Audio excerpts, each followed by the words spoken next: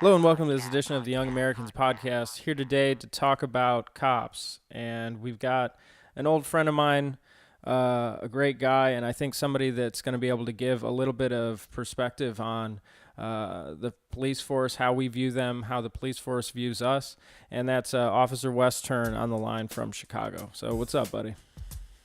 Dr.G, it's good to be with you. So I wanted to get into it because this is obviously something that's important in our culture. We're having a moment here where we're trying to decide what is the future of the police force and how does society interact with that. So could you just give me in a nutshell what you feel like your responsibility is to the community, you know, as an officer of the law in the city of Chicago? Well, the way that they put it in training basically is that you need to remember that the police force is empowered by the community. So basically, whenever you're making a decision, you got to keep that in the back of your mind. On a day-to-day basis, it's almost like a survival mentality where you just want to make sure that you stay safe, and that you follow the general orders well enough so that you don't get jammed up, basically, so that you can protect your own family and your own assets and everything like that, and not end up getting sued or in jail or killed, obviously. Right. So that's sort of like the mentality that a lot of people go in with. I take it seriously. I do believe that police are there to respond to legitimate public safety concerns, and there's that part of it. But there's sort of this idea, like, you hear a lot of people don't treat it like a job. They'll say, it's a vocation, or it's one of those types of things. I sort of look at it more as a job. I show up and I answer whatever calls they send me to. I listen to what my bosses want me to do. We look out for my partner and, try to fulfill my duties to help keep people safe, Exactly. Yeah, I think that's the important thing that we lose focus on when we're criticizing the role of police in society, is that you're there to keep us safe ultimately. But you mentioned on training. Could you talk about what type of training you have to go through before you're put out there in society to protect us?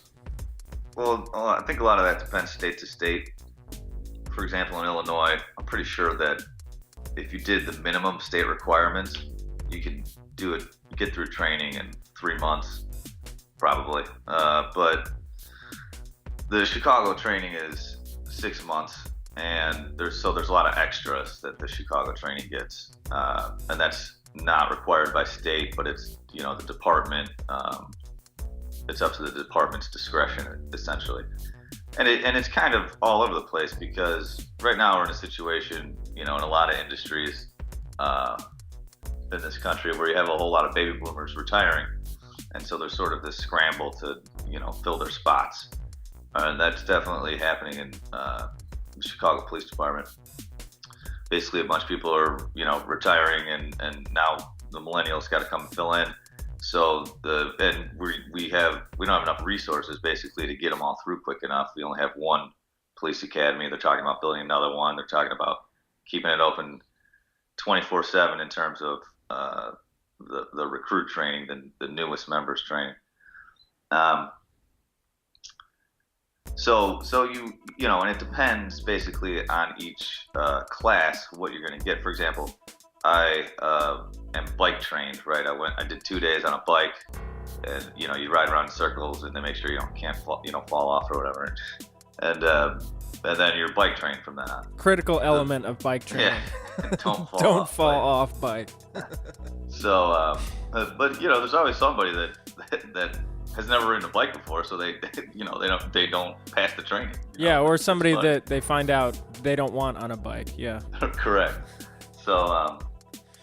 So anyways, and then the class that was right behind me, that came in right behind me, they got 4 days of training, so there was more advanced, bike training. And then after that, they stopped doing the bike training. So now I got some people coming. Like this one of my partners I work with somewhat regularly, who's pretty new.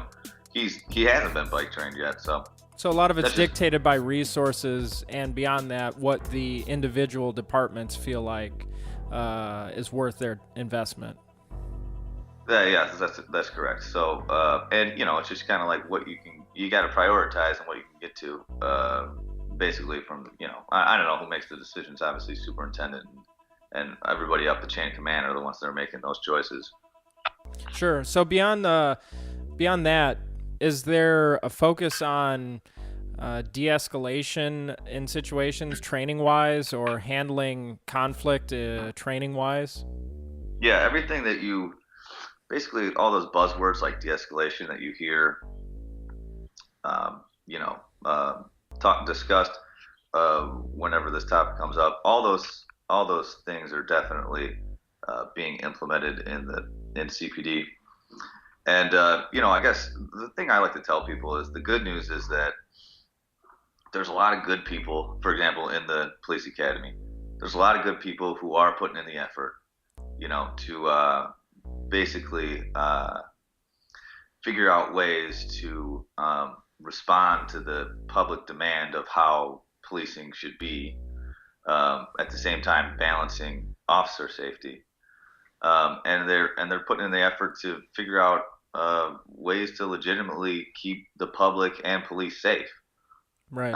So that I try to remind people that it for the most part it's sort of like any other profession. I mean, the breakdown is, the way that I think about it in my simple mind, just with sort of random numbers in my head, is 80% of the people are totally legit and doing the right thing, and then 10% of them are kind of dumb, and then 10% are kind of jag-offs. You know what I mean? Sure. But that's like that's the entire country, So yeah, I think that's a good point. Sort of not immune to that, the demographics of other exactly overall culture. I'm glad you said that, because I think that's something that needs to be emphasized, that people need to understand, is that you could bet heavily on a strong 10% jag-off rate in any profession, right?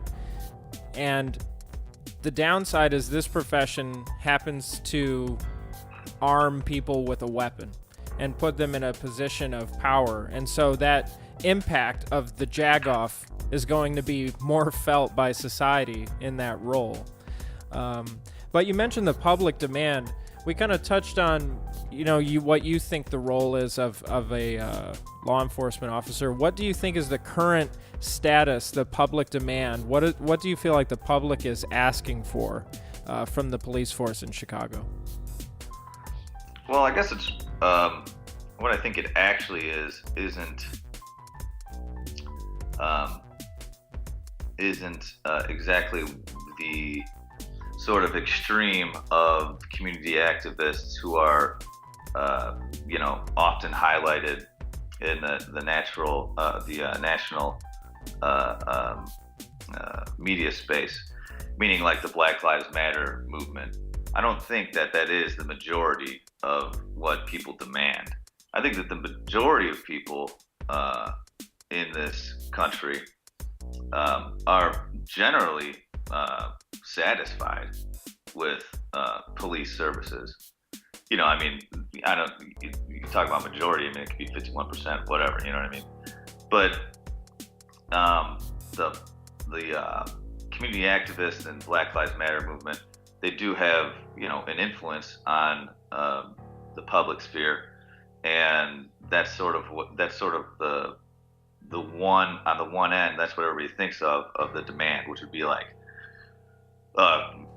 community involvement, community empowerment, and actual community committees, independent committees that actually have teeth and say and influence in how the police department is operated, like real influence. These are the type of things that they're demanding, and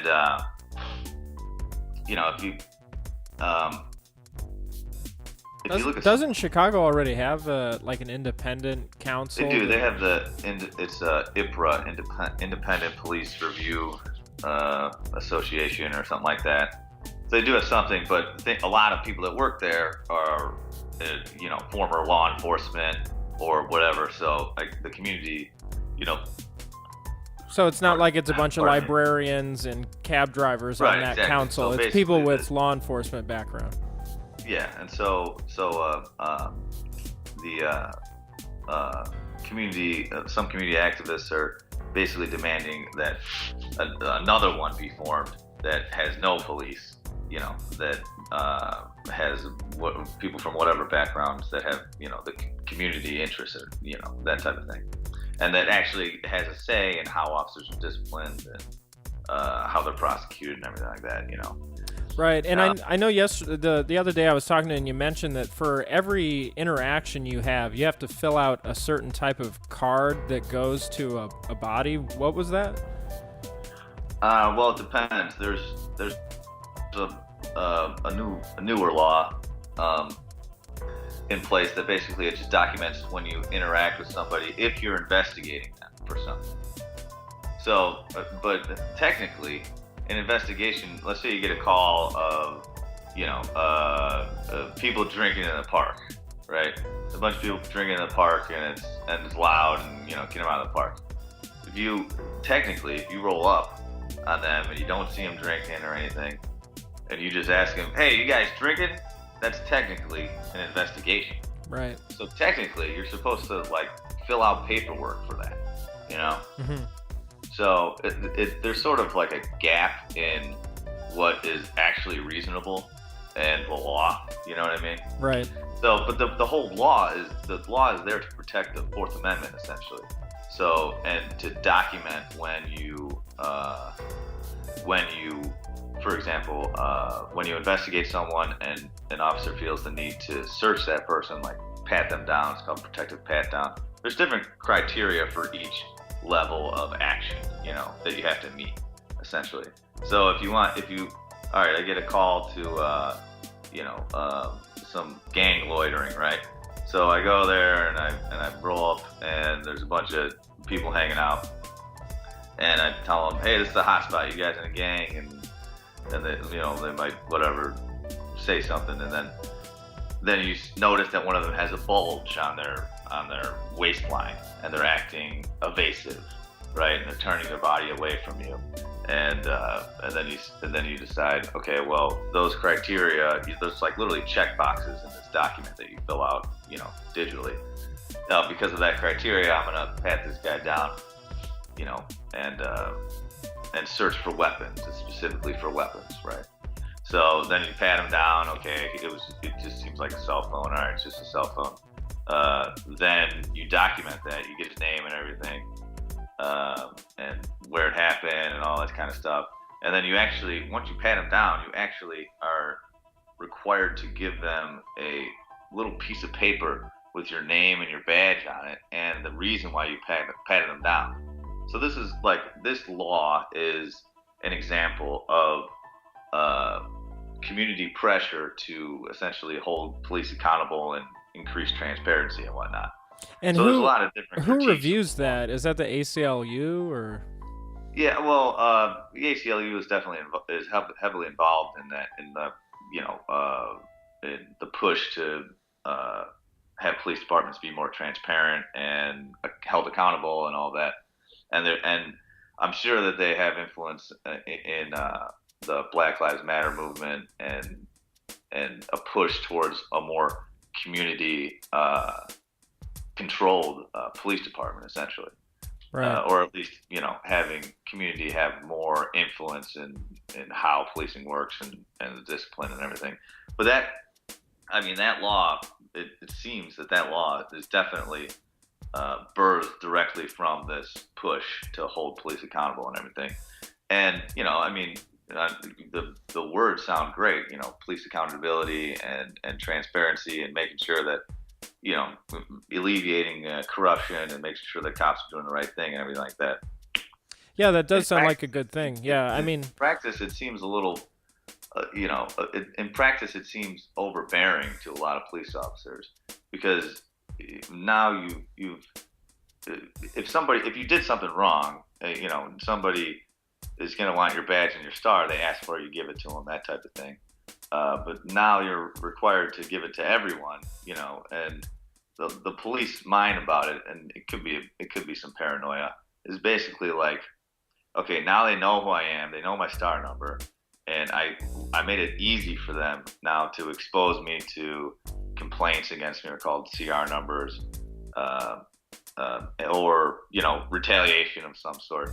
I say it's paranoia, but it does happen though.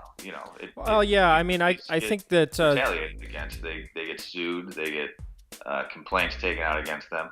A lot of them are unfounded and dismissed, but you still have to go through that stress. A lot of police officers get sued and and falsely is sued and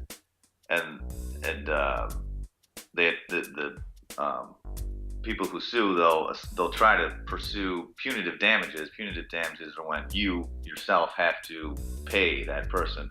That it rarely happens. The city, generally is the one that pays out, and not you. But still, you have to go through all that stress involved with it and everything. well, like you So said, if you're approaching it again with that number breakdown of 10% are jagoffs, 10% are dumb, I could see how something like this would be a burden to that 20% group right there of having to fill out digital paperwork just to justify a decision. But beyond that, I think when we opened up, you said, you basically treat this like a job. And so I'm assuming there's other officers that feel the exact same way. And if they're walking in on Monday to just do their job, and a consequence of that is that a false lawsuit or somebody that got stopped doing something wrong, and they're trying to have the opposite argument that, no, I wasn't doing anything wrong and this dude was a racist and, beat me up while he was patting me down, or whatever their claim is going to be. That makes it hard to treat it like a normal job. Most people walking into like an office space setting aren't worried about getting sued that day, or a needle stick while they're while they're patting somebody down. That sort of thing. And then on the other side, I guess people would say, well, you signed up for it and that, but it's important to know that the community does have that ability to hold police officers accountable. I can agree with what you're saying and where it goes too far. But since you brought up Black Lives Matter, I just kind of want to throw it out there in a general sense of what is the police community's feeling about that group. And I just want to put an asterisk on that of not all police officers in Chicago are white, right? So yeah, no, people need to understand that. So what is the overall view, would you say, if you had to nutshell it, of how the Chicago police force feels about that movement and that group specifically, Black Lives Matter? I'd say it's adversarial. They're viewed as anti-police and irrationally so. They're viewed as essentially ignorant to the demands of the job, and to and they basically, it's sort of the rhetoric that is used is seen as offensive, because it essentially like dismisses officer safety. That's like, I'd say that would be the general view of it. The primary view being that they're diminishing the purpose of the job, and that they're not focused at all on safety. Yeah. I mean, and it's, there's that's not my view of it, but I'd say that would be whatever the average view of it is. It's seen as anti-police and not constructive and damaging, essentially. And you're to officer safety, to public safety. I mean, from an officer standpoint, you're there to lock up violent offenders, essentially. And a violent offender lives in a high crime area, and so that's your job. You go and you blitz these high crime areas, and you find probable cause to approach people, and whatever violation it is, even if it's a traffic violation, you pull them over for no headlight. It turns out that they have a suspended license and they're a known gangbanger, and then you lock them up, you search their car, there's a gun in their car, job well done. You got a gun off the street. You got a gangbanger off the street. You possibly, save some lives, basically. Right. Um, and then in a police officer's view, like basically, Black Lives Matter doesn't want that to happen. They don't want, aggressive policing, um, because it's somehow it's seen as like a drain on the community, essentially. Yeah, that's what I wanted to get at is that, Chicago has the highest number of homicides on record last year, and then most likely this year will also. And in terms of my opinion about Black Lives Matter, I can understand the viewpoint when you have multiple situations where you feel like cops have gone too far and then aren't held accountable.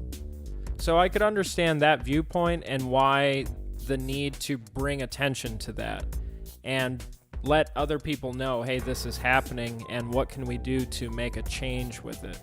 So I completely support that aspect of it. Do you agree with that or see the benefit in that side of it? Absolutely. I definitely understand the push for reform. I mean, and trying to hold everyone in this society accountable and maintain the rule of law, for everyone. I mean, that's of course it's a noble cause for sure. And it's just, I guess there is an exhausting part of it. For example, I'll give you an example. I was working some BLM protests, and it's funny to see, as the day progresses and people get more tired and irritated, it's interesting to see like sort of the transition of chants. I mean, you have like the majority of the crowd who's reasonable, and they're whatever, they'd be chanting something like reform the police, and you're like, okay, well, that's totally reasonable. And then you got another minority of the crowd that's saying things like disarm the police, and you're kind of like, what? They have guns. So, and then you got another part of the group that's like, we don't need the police. And you're like, I don't know what you're talking. And then like finally there's like obviously a few people scattered out that are like, kill the police. And you're right. like, okay, well, it's gone too far. So but I mean it's I think, I mean, obviously this is very important, and social movements are very important to progressing our society to be better, basically. So for a reform the police movement, like that's, of course, you gotta figure out. I mean, there's plenty of police officers that will say, yeah, this department needs to be reformed as well, but we need to keep in mind the interests of police officers and public safety, police safety, and everything like that.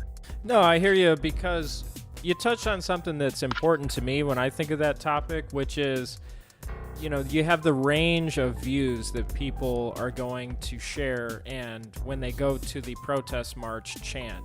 Not everyone in that Black Lives Matter protest thinks the same or even has the same ideas of what is a solution. And generally speaking, I feel like groups like that, not specifically Black Lives Matter, but when you get a large group of people that are going to stand in the middle of Lakeshore Drive and stop traffic, you're going to have some people that are, just like you mentioned on the cop side, 10% are going to be jagoffs. And those are the people that are probably in the front stopping the car traffic. And then the 10% are the people behind them that are just following the person in front of them. And then somewhere else in the crowd is probably the majority, the 50, 60%, that want legitimate change or want an institution to modernize. And they struggle with, how do they get that out of society? How do they force society to make that change? And they don't understand the right way to do it. And that's ultimately my complaint about Black Lives Matter, is that you've got a lot of really smart people involved in that movement that are mobilizing people, basically using no funding nationally. And there's some great minds in that group. And I wonder why they struggle with moving forward with realistic solutions. You know, we can stop traffic in Lakeshore Drive and it's a story for a weekend in Chicago, but that is not going to modernize the police department. And what you mentioned earlier of creating an oversight group that's made of local citizens, maybe you have to be within a certain district to be part of it, or something like that, that's a way you modernize.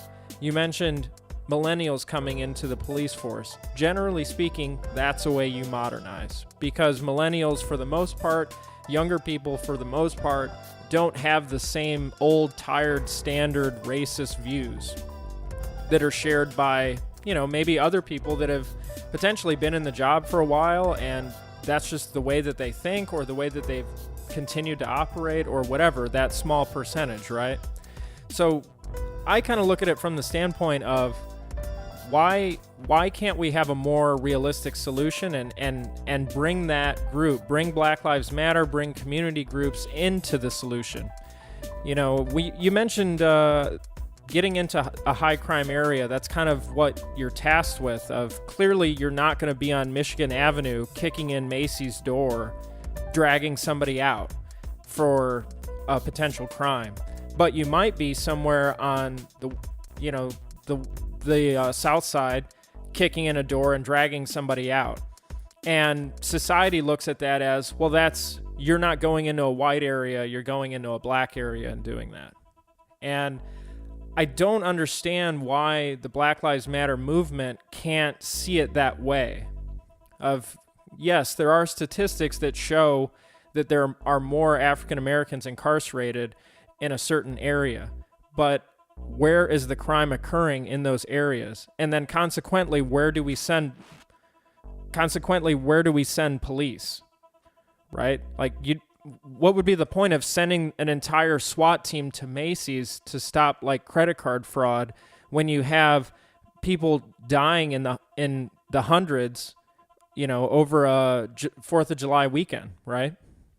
I think a lot of the frustration with injustice and inequality in the country is sort of thrust into this conflict.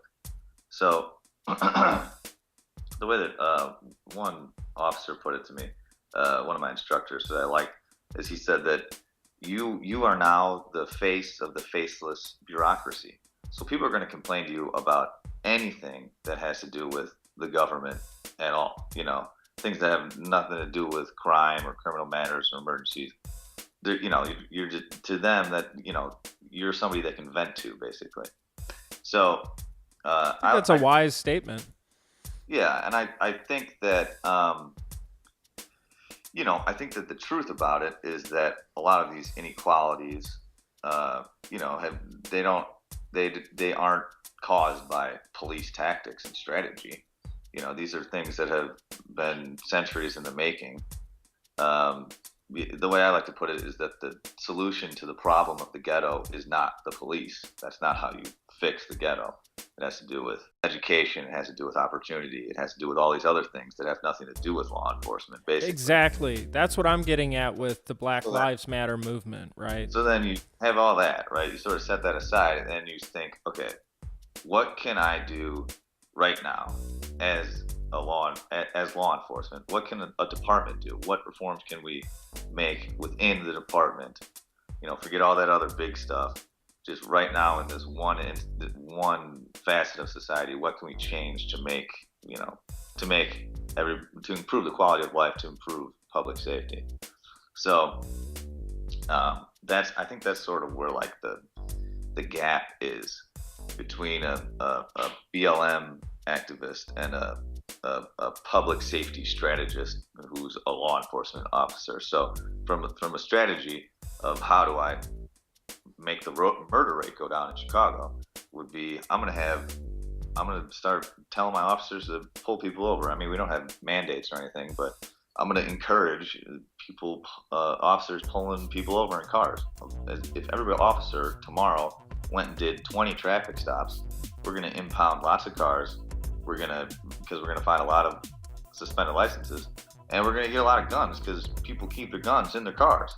That's how people get around. This is the way it works. So that would be a tactic that would marginally, immediately increase public safety. Right, but on the Black Lives Matter side, they would say that tactic's not fair because when you look at it statistically, if 75% of the cars you pulled over happen to be black and happen to have a gun on them and happen to have a prior and happen to have expired tags, that's racist. Right, and so I guess the answer is to that critique is basically, justice is blind. That we're working with the data that we have to increase public safety, and ghettos made up of minorities is something that's had been in the works for centuries. That has to do with power structures and inequality, and institutions of the past, and that have carried over to the present, and that what. And that has to do with things that don't have to do with law enforcement right now, about like a micro. You're talking about macro, and we're focused on micro of what we can actually do right now to improve public safety, Yeah, and I think that's like you mentioned, that's the real focus for change is what can you do right now?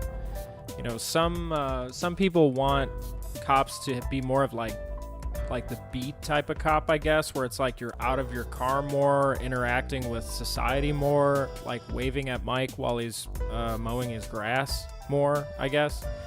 And then there's the opposite side. I think that's sort of the BLM aspect, which is we don't really want you in our community that much.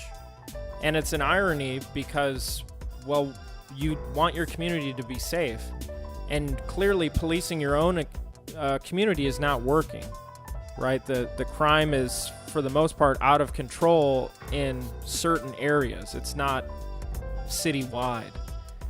And part of that is, the aspect of poverty in those areas. Where you have poverty, you're going to have crime. And like you mentioned, cops are not going to fix poverty.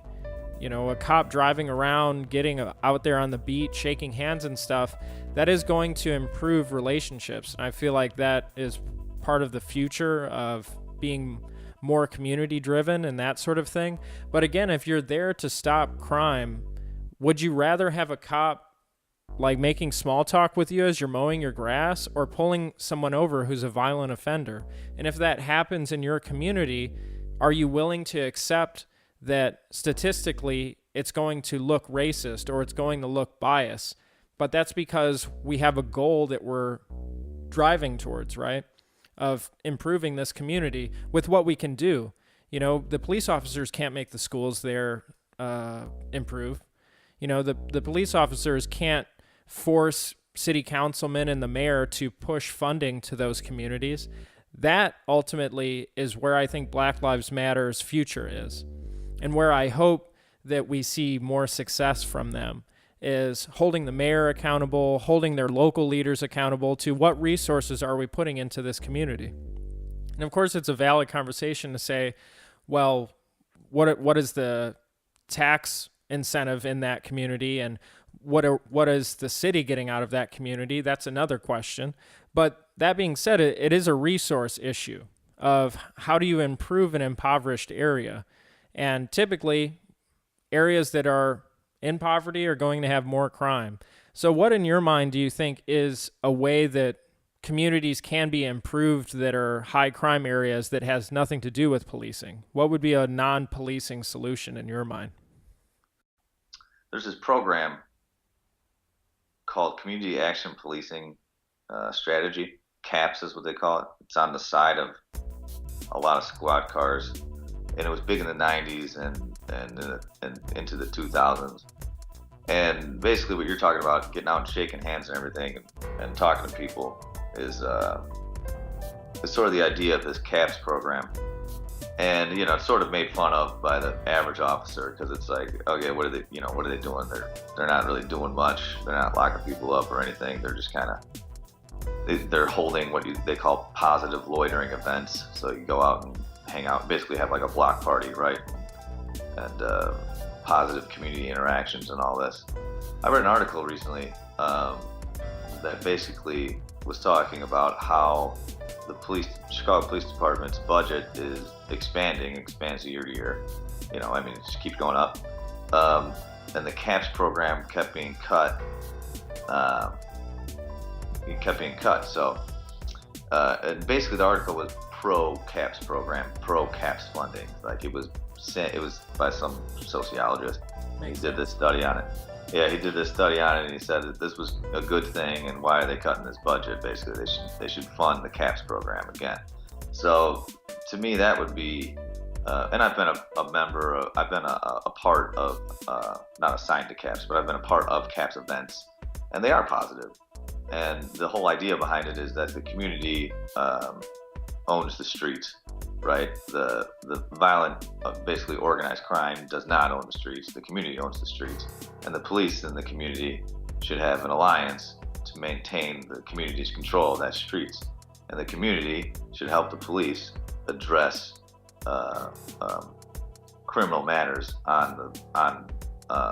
within the community, within a given beat. So you hold these beat meetings, and community members get up and they complain about graffiti or whatever else, and then the CAPS police make note of it, and they put together a plan to put pressure to stop the graffiti over in the park or whatever.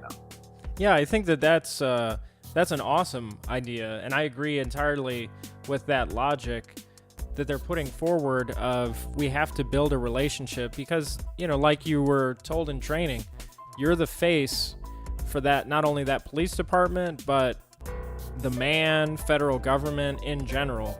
And when you don't have a specific face, people don't establish a relationship. It's just that atmospheric hate, And when a local group has their cop that they interact with, or their group of cops that they interact with, maybe they feel different about their community. And they see something, maybe they're more likely to come forward and say something to somebody versus walking up to a stranger in a police officer uniform, and that citizen may be feeling like they're just asking for trouble interacting with a police officer. So I agree with that, and I think that it's worth funding this CAPS program, right? So and getting back to it, and I think that should be a demand. It should be a community demand that is attainable. They should demand that funding increase for this program, that there is some evidence that the program was effective, and I think that's something that's attainable, right? So definitely, I'm not telling, if people want to demand to have community influence on the police and form a whole new community committee that actually has power over discipline and everything, then they, go ahead and push for that. That's your right, and you can, I'm sure you have, some argument to support that. But in the meantime, I think that's something that would sort of be a no-brainer. Is a compromise would be this CAPS program, something like that, something that's attainable and sort of helps everybody, Absolutely. And I mean, speaking from a business standpoint, I can say confidently that it's a statistics issue of if you can't prove a program's viability and you can't prove its benefit, that program goes away. People don't like to spend money on something that you could make the argument is useless. So ultimately, it's going to take the community demanding maybe local universities get involved, or there's some type of funding on that end studying this as to what really is its full encompassing benefit, right? We can't just look at it from a analytical standpoint of, well, we think people like us more when we do it. There has to be some hard number that you can put to the mayor, put to your local councilman, put to your local community organizers and say, look, this is the benefit of this program, whether it's some type of polls that are done in the community, or you go even further than that of interacting with schools and that sort of thing. Just wanted to ask you, because you mentioned the CAPS thing, are the CAPS police officers armed also? Oh, yeah. And do you think, depending on the event, some, I mean, maybe they wouldn't be, but most police officers carry their guns around them most of the time, even if they're on duty or off. But I think that's what I would assume. But yeah, if they're on duty, I'm sure they got it. Even if it's not visible, it's somewhere. Yeah, and that's something that basically has to be discussed, and that's where I want to take the conversation right now is guns, because I think every few months there's an article about how many guns, the Chicago police force pulls off the street, and where did they come from, how are people getting them, especially if they're offense convicts and they have a history and they shouldn't really be able to buy a gun and that sort of thing. So what is your stance on guns in the scope of, are there too many guns on the streets? Should people be able to have a gun in their community? Where do you stand on that from the scope of a police officer that's out there in danger? Well, I mean, there was the Supreme Court ruling that basically you can have guns. That's just the way it is. So, it's in the Constitution. You can have concealed carry in Illinois. You can have it in Chicago. We come across them, and if you get a call for a man with a gun, right? Man has a gun over here. They give an accurate description, and you're sent to it. You go over there and you basically investigate. And, okay, this guy's got a concealed carry. All right, well, I'm going to take your gun from you for a minute, talk to you, and then give you do an ISR, which is the investigatory stop report. And then, okay, you have this gun legitly. All right, now I got to give it back to you, basically. Or, if you go over there, you can also exercise your own discretion. Like, basically, you go and you check them out, and you really don't ask them anything because they're not a potential danger to anyone. So you just kind of check them out and don't even approach them. And, all right, whatever. And then having a gun isn't illegal, So when you have it legitimately, like you said. Correct. So it's definitely a tricky issue. I mean, I guess the answer would be that you need to have more regulatory systems that are better funded and have more teeth, and because you'll hear about somebody selling guns at some department store selling guns or whoever illegally, essentially, or selling mass amounts of guns to a few people who have clean backgrounds, and then those same guns end up on the streets of Chicago. So, I mean, to be honest, I mean, I really don't see the answer. We're pretty inescapably a gun society. It's in, our law that is very hard to change. It's going to be very hard to change. It's the Second Amendment. So, I mean, I just view it as just sort of a reality. And if somebody has a gun illegally, you lock them up for it and take the gun off the street. And if they have it legally, you say good day. And that's, it definitely, adds a certain level of hypervigilance to your job. And it's a difficult discussion to have, because basically people who say we should just ban guns, I mean, I just don't see how it's possible at this point. Everybody has one. I agree with you 100%, and this is where I always lose super liberal people in this discussion, so I apologize, but I'm about to offend the fuck out of those people. We have to have guns, all right? It's just, that is the way it's going to be. We're never going to give up guns. You don't want cops to be around without a gun, because I'm just saying, the first time you're involved in an armed robbery like I have been, you want somebody to show up with a fucking gun. There's no way around it. And if that person that shows up is a cop with a gun, even better, right? So guns are never going to go away. And the sooner we accept that and just leave it aside and find another solution, the better society will be for it. And I think what we have to focus on is, why are people using guns the way they are in Chicago? Because I could go to someplace in Texas and find just as many guns per capita with not the murder rate. So it's not guns, it's the incentive to use it or disincentive to use it. right? So on one hand, you're going to hear the story of maybe a 13-year-old kid or a 16-year-old kid walking to school with a gun on him because he's scared and he's in a bad area of Chicago and he doesn't want to get hurt and he's trying to defend himself. And I've heard the stories of, the kid hides it in the bush, goes into school, comes out, picks it up out of the bush, and then starts his walk home, which can be far depending on where the school is if it's in a bad area. So I'm not discounting those instances. And obviously we have weapons for a reason, to protect ourselves. The question is, why are weapons being used that way in a certain community to an exponential level? The amount of shootings that are happening in those areas at an exponential level. What do we do to address that? And taking guns away from police is not going to fix that. Trying to pass a law that no one can have a gun is not going to fix that, because obviously they're attaining them either through a straw purchase or, like you said, an illegitimate form is how they're attaining it. So it's just a completely dumb argument that I hear all the time from liberal people of just take guns out of the equation. It's never going to happen. So just move on. We're going to have to deal with it in another way and disincentivize the reason for using a gun, whether it's more maximum sentences for using a gun, or if we establish some chain link, meaning a gun is purchased originally by this person and they're somewhat accountable for who they sell it to and what that person does with it, and having the liability issue of, if I buy a gun and I sell it to some kid and he runs into a 7-Eleven and shoots somebody, maybe there's some personal liability that I should be now held to societally.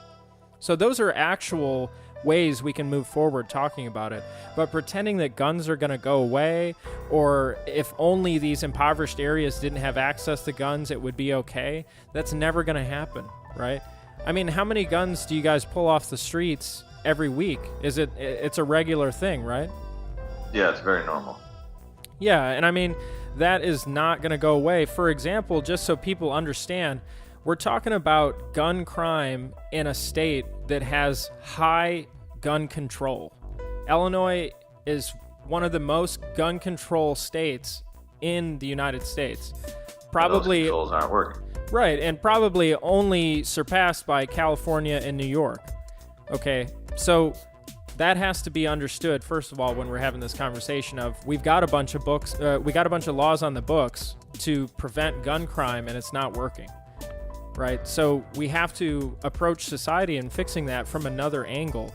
And debating somebody's right to have a gun, all you're doing is losing people in the conversation, because you're telling somebody you don't have a right to protect yourself. And as you establish, right from the Constitution, we do. So you can't go into a conversation saying, look, I'm going to tell you what you can't do to protect yourself. You can't have a gun to protect yourself. Like, you've already lost the conversation now. Like, that person's going to want to work with you towards a solution when you're telling them what they can't do to protect themselves. So it's just a completely circular argument that falls apart for me, looking at it from the liberal side. And I guess what I wish that people who want to ban guns would talk about more would be other, attainable reforms that would be seen as progressive and egalitarian. Like, you talk about the war on drugs, or privatization of prisons, or, so many different issues. I feel like the gun issue is just, it's so distracting, and it's like, it's almost like power structures want us to talk about guns all day so that we don't talk about other things, Exactly. And I think that's why groups like Black Lives Matter and a lot of citizens get frustrated, because we're so easily distracted from the task at hand, which is reforming an institution. And as we know, we've seen both on the presidential level all the way down to local politics, institutions don't change quickly. Institutions aren't built to change quickly. The country was founded so that change happens slowly, because we have balance of power between this part of the government and this part of the government. And ultimately, the people that annoys the most are activists. because they're working to have change yesterday, and they want things changed in their lifetime, not in 10 years or 15 years or 20 years. But the reality is sometimes that is the timetable for change when you're coming at it from a more successful standpoint, which is revitalizing an institution, getting more of the community involved in an institution. That is how you're going to bring actual change, and holding that institution accountable on a level that you can interact with day to day. Right. And I think the most simple example that's being practiced in most cities now, or at least asked for by their citizens, is body cameras. So in Chicago, what amount of cops have body cams, and is that like the future of the way they're going? Yeah, by the end of the year, everyone will have a body cam, is what they say. I don't have one yet, but by the end of the year, everybody will have one. And I feel like that is a success that should be celebrated. You know, that's something that the community clearly demanded as a result of some of these heinous videos that come out of cops abusing their power. And from the cops' standpoint of, like you said, if you're just stopping somebody because you have reasonable suspicion and now they want to sue you for that, you should have the right to be protected by that data, by that video. That, look, no, I just stopped him, did the pat down, sent him on his way. Like there was no violence or whatever. So I think it's a good thing from both sides, because for police officers like yourself and others that think you're in your way of taking it as a job and trying to benefit society, there is no reason that you couldn't have a camera on your shoulder all day. And from society's standpoint, now we're going to identify that 10% of jagoffs and that 10% that's dumb and can't handle difficult situations very easily, and get rid of those people, right? And that ultimately is going to be the benefit of having the body cams. And I think it's awesome that Chicago is going that way. I think it shows the confidence they have in their police force of, yes, there's bad apples. Yes, we're going to do what we can to get rid of those people. But look, we're confident in our training and our people enough that we're going to put a camera on every motherfucker we have out there. You know, and Yeah. I feel like that's a vote of confidence in the police force to do that, both from the community standpoint and from the police standpoint. I think that the police concern from having a camera on you all the time is that basically you're going to be disciplined for minor infractions, more likely to be disciplined for those things. So there's these department guidelines that exist that are a bit strange. Like for example, you can technically get suspended for cursing. So like some police officers are concerned that if they cut somebody a break, basically, right? You exercise your discretion to somebody you pull them over, they had a drink, and you say, he's fine, and you let him go, and then that guy ends up, crashing his car or something, and dying, and now you have evidence that you could have possibly prevented his death, and then chose to exercise your discretion to give him a break, and now he's dead, that type of thing. Obviously, these are all very low probability types of situations, but there's definitely a concern over liability, and that concern I see growing amongst officers the more surveilled and documented everything is. So that's like sort of their critique on it. Personally, I'm confident enough that with whatever discretion I exercise, I'll be able to justify, and I don't really care if you put a camera on me. But I curse because that's how people talk. That's how you communicate with a lot of people in this country and on the streets of Chicago. And it's an effective tool in gaining compliance and cooperation. And so overall, whatever. I'm not really all that concerned about it, but. But I hear that standpoint, and honestly, I agree with you in that, and I agree with that view that if I'm going to interact with society and be speaking legalese to the community, I'm not going to have the bond with that community that I should. And look, that's something that, this show is all about. Of we're not going to speak the way that a politician speaks. We're not going to interact with society the way that a politician would, or the mayor would, or somebody that is limited in terms of their forms of speech. So that's something that I hope that either the police union or somebody can work on reforming. Of that, it's just cursing. I don't know how often those things are actually enforced. It's probably very, seldom. But it's just sort of, I don't know. It's just sort of, it's just sort of shows a gap between, the way things really are, and then the professional guidelines that are, technically imposed on a law enforcement officer in this case. But this goes through corporate policies and all sorts of, the ridiculous sort of lengths that people go through to basically be, non-offensive or PC or whatever. But as long as it's not hate speech, who gives a shit, right? I guess it's just the technical guidelines that somebody came up with. Well, it sounds like the classic example of somebody who's not doing the job writing a policy. Somebody that's not out there trying to make a difference and help people.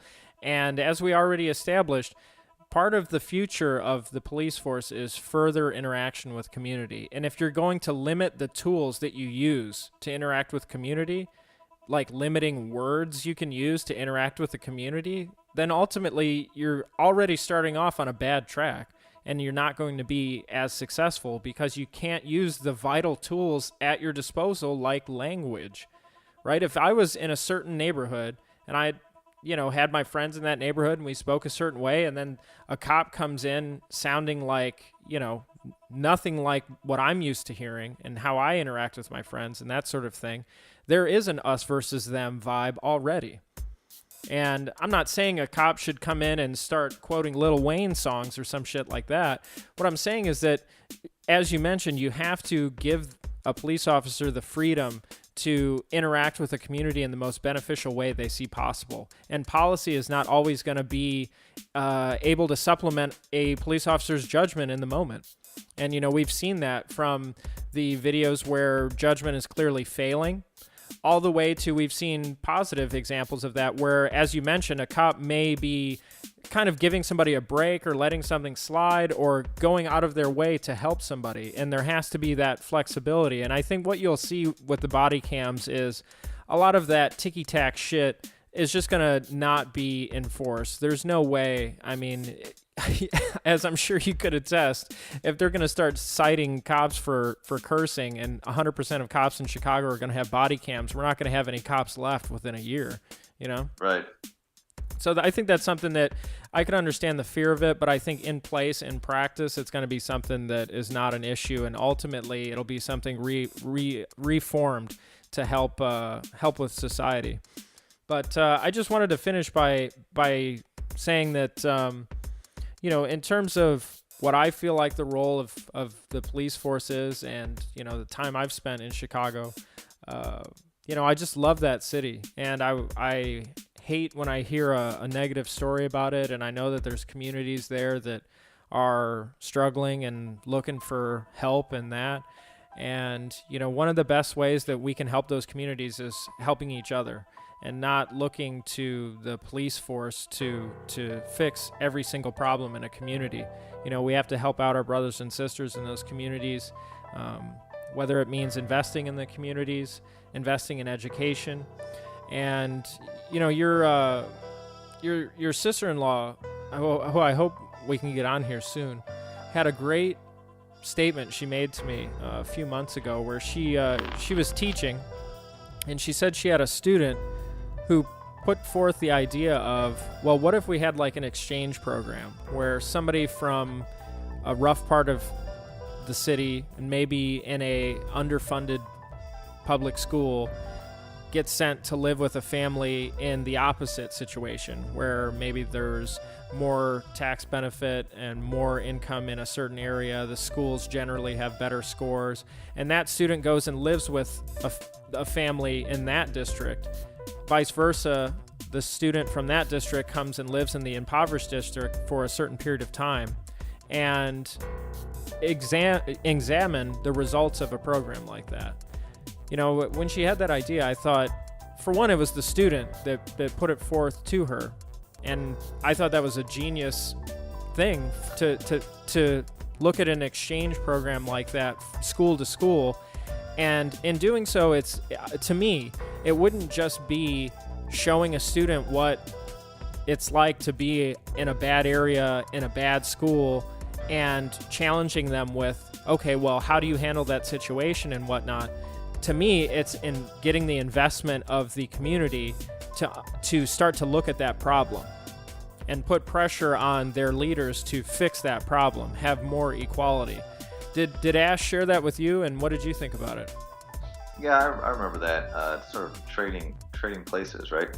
Yeah, exactly. Like study abroad, but in your own city. Exactly. Yeah, no, I mean, I think it's a good idea. I think that we need more insight from young people who are intelligent like that come up with great ideas like that. I think that it's been tried here and there on small scales, but yeah, I don't think ideas like that are welcome as far as I'm concerned. I guess what I wanted to say about the Chicago Police Department is that I think that people should remember that, because there's this whole, like, Chicago is used by all sorts of figureheads to make all sorts of claims. It's still generally a pretty normal place in terms of, like, normal for the modern world in America. But I just like to remind people that the Chicago Police Department is doing some pretty decent things in a few regards, and I think that one piece of evidence to look at regarding that is the recent crowd control situations across the nation. So there's been a lot of demonstrations and protests and marches and all that by various groups, BLM, and lots of different groups. And in other places like Portland and Philadelphia and Baltimore and stuff, you got crowd control situations that become violent, and that there's gas cans thrown and all sorts of different uses of force that it comes to a head. If you look at the recent ones in Chicago, there's some property damage and there's some arrests and some violence does erupt, but generally speaking, it hasn't been even anything close to those other cities. When I was in these crowd control situations, it's interesting to see the interactions between some high up ranking officers, some bosses, guys that wear white shirts and are 50 years old and got a bunch of brass on them, in the middle of these protests, communicating with the leaders of the protest, essentially, and taking a lot of abuse from them throughout the day. I mean, I'm talking like chest bumping, yelling in their face and whatnot, because it's a tactic. It's a tactic to increase public safety. You want to allow people to demonstrate and to so in the way that they see fit, as long as it's nonviolent. And you just want to keep them all off the bridge, basically. Don't let them go on that bridge, because that's not safe. Don't let them block the highway, because somebody's gonna get run over. It's that type of struggle that's going on in a crowd control situation. And I'm telling you, in Chicago, they're pretty good at it, and they're pretty good at being respectful of people's constitutional rights. So I want people to remember that from a Chicago, when thinking of CPD, think of somebody who's reasonable and willing to take some abuse to allow people to exercise their rights. Another thing I'd like to point out is that I was looking at some Gallup polls, and there's a lot of talk about anti-police sentiments and all this. And if you look over the last few years, when you look at the Gallup polls, public opinion is becoming more respectful of police officers, holding them in higher regard, thinking that they are more moral and have high ethical standards. So some days I'll have idea. I'll feel like the sky is falling like everybody else, and we need to change everything immediately. And there's plenty that needs to be changed, and plenty that noble causes that are worth fighting for. But I kind of do have sobering moments where you kind of remember that people are reasonable out here. Whether it's an officer or not, uh, you know, and on a day-to-day basis, the public is served pretty properly by the police in this city, and the public is pretty respectful of the police for the most part. So I think that's something that is worth noting. Yeah, man. Cheers to that. And I think that is something that people need to hear more of the success stories and things that are benefiting, and people need to hear more of somebody like yourself that looks at it from that angle of, we both want the same thing. We both want a safe city. We both want people to feel valued and that they're safe in their community, and I just I want to thank you for sharing that with us, and keep doing what you're doing, man. All right, good to see you, Dr.G.